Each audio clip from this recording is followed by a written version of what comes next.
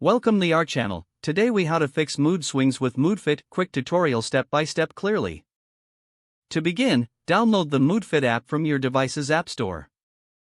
Open the app once it's installed. You'll be prompted to create an account or log in if you already have one. After logging in, take a moment to complete the initial questionnaire. This step will help the app understand your current mood and mental health needs.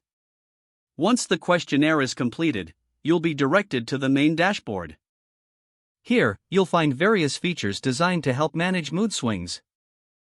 To track your mood, tap on the Mood Tracker option.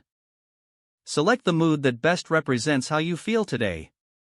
Feel free to add notes to describe your feelings or events that influenced your mood.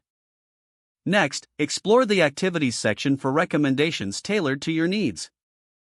You can find exercises, journaling prompts, and mindfulness practices. Choose an activity that resonates with you to help improve your mood. This tool will analyze your mood patterns over time. Regularly reviewing these insights will help you identify triggers.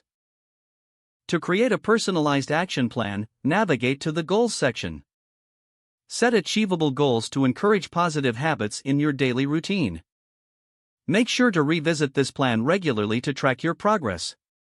Utilizing the gratitude feature can also uplift your mood. Take a moment each day to note things you're thankful for. Engaging with community features can provide additional support too. Connect with others to share experiences and tips for managing mood swings. Finally, check in with the app daily to maintain consistency in your routine. This will help reinforce positive changes and manage your mood more effectively. If the page does not load, refresh the browser or try again in a private or incognito window. Make sure you are using the correct email address, then retype it carefully to avoid small typos. If your password is not accepted, use the reset option and create a new. Check your spam folder for verification or security emails, then complete any requested confirmation steps.